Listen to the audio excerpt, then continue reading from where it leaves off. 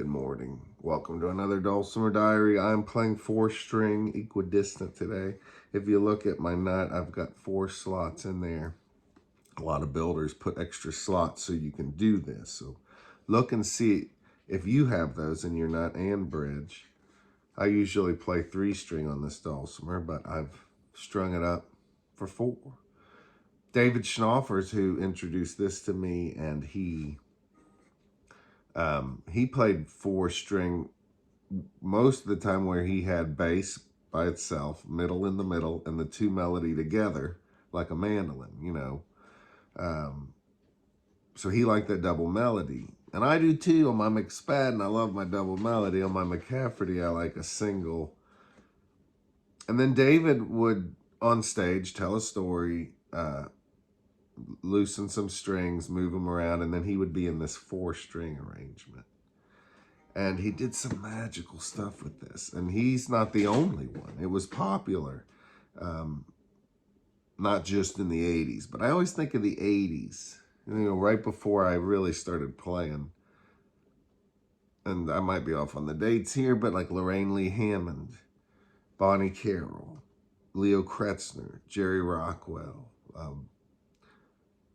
Rob Brereton. I could go on and on. If I didn't mention your name, I should. But I'm bringing this up because this weekend, tomorrow, Saturday, there's a big online 4 equidistant day.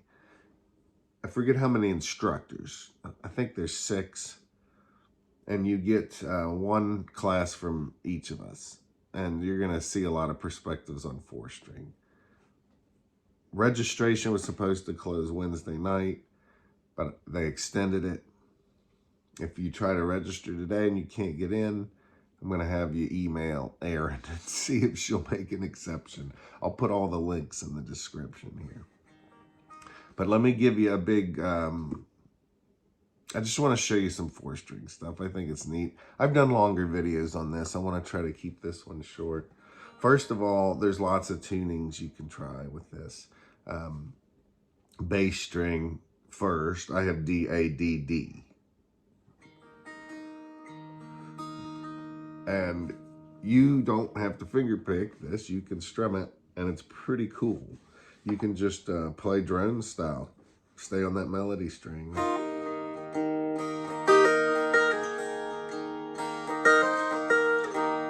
And the end strums are cool.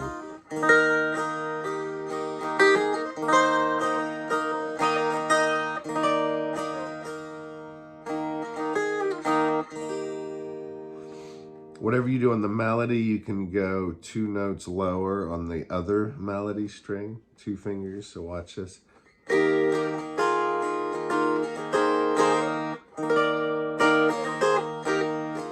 And every once in a while, go 3 notes away in the scale.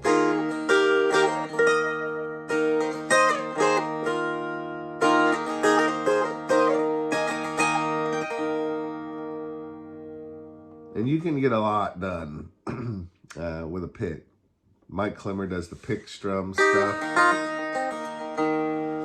One way to approach that is leave the inside melody string open. Just don't fret it, but you can still strum it. And he does a pick strum style where you're really thinking about the bass, the middle, and this melody. Now you're gonna have to ask him to make sure I'm not messing this up. But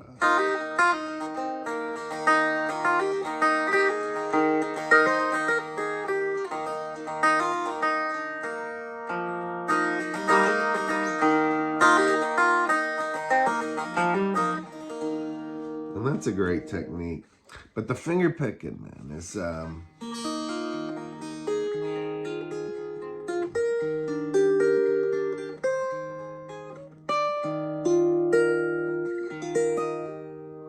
love finger picking this stuff. You can take all the shapes you're familiar with, the L's, move them around, and leave this inside melody string open, but still pluck it. L's. You can move your slants around.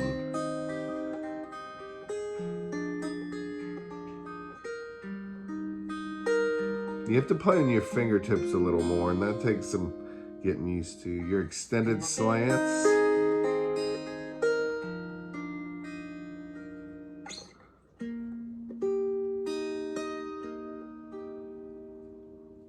There's all kinds of really groovy things you can do where you, instead of play the scale on just one string, you can alternate between this string and this string, the two melody strings, which are tuned to the same note.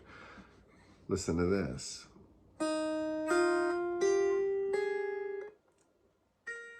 And again, it gets a little tricky. Let me try again. Let's see. Can you do it, Steve?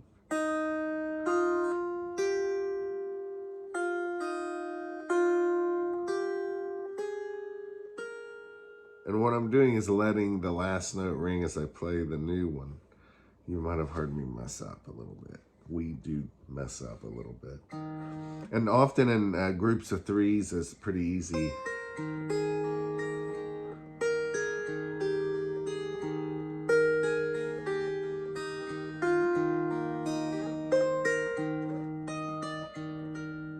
It's a neat, dreamy sound. There's so much to check out on here. Schnaufer used to capo at 3 and 4. And you can capo wherever you want, of course. Get that sucker on there.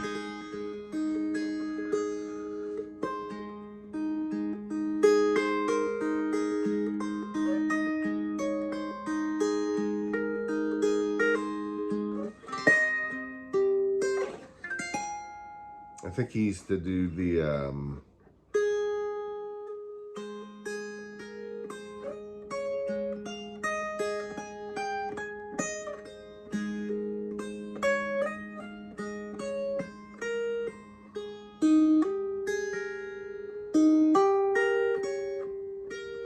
something like that.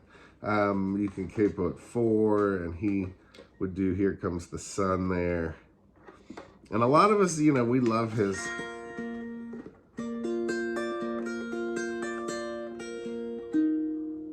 he would do Here Comes the Sun there. So cool. A lot of us do a 3-string, but David was doing it in 4-string. So if you're interested at all, come and hang out with us for a day. And I know if you can't make all the sessions, or even if you do, you get videos for a time. I'm just gonna do one tune on here, and then I'm gonna make some breakfast. I figured out with my eggs to just put a little bit of heavy whipping cream in. I mean, barely any at all. And then about the same amount of mayo. And I'm talking almost nothing. With 2 eggs. And then I beat them until I start to see lots of air bubbles. And I use extra butter. And then I cook it on low heat. Real low heat. And I keep pushing everything to the middle to make like a nest. It's good stuff. So anyway, if you're interested in 4-string, I hope to see you this Saturday.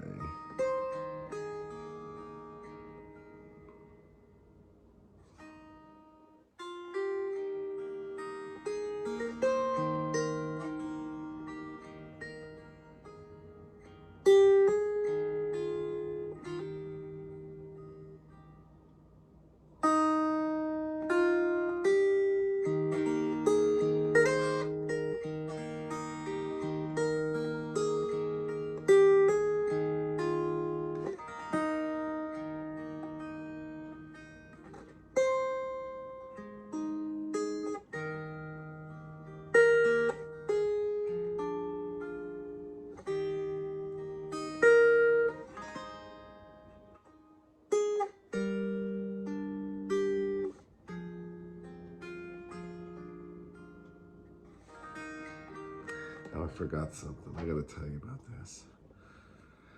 So I came up with this way of, I thought David would have to go back and forth between his 3-string setup with a double melody and then the 4-string. And he would do that on stage. And I spent a bunch of time last year, I forgot about this, where I was trying to sometimes just ignore this string closest to my belly and play the 3 farthest away from me and just pretend like those are the only strings I've got.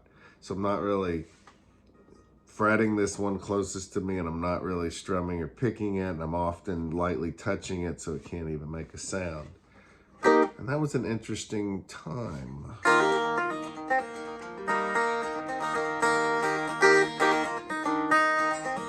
You know, because when you do 4-string, you're always trying to be careful about fretting, but if you actually give yourself permission to kind of almost lay on the string where you're just barely touching that melody string closest to you, when you're not worried about that string and you're just playing the 3 furthest away, it seems like it goes real well. Now, the only thing is you got to play on your fingertips more than you probably want to, but there's some advantages to that. So you lose a few things, but you gain some stuff. Let's see.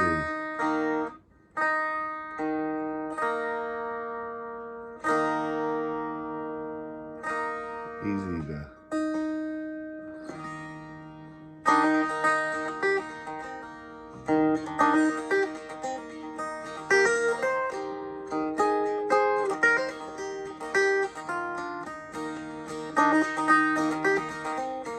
See now,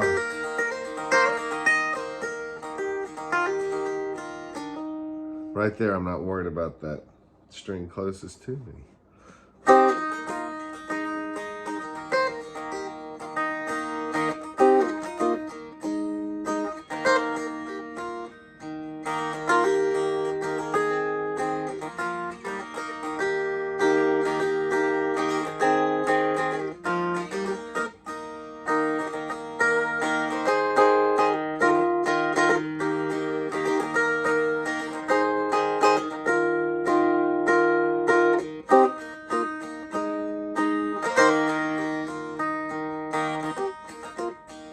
Thank you, Gil.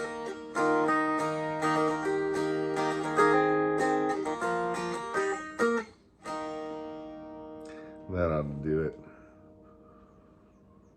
Hope to see you soon. Take care. Time for the eggs. Talk to you later.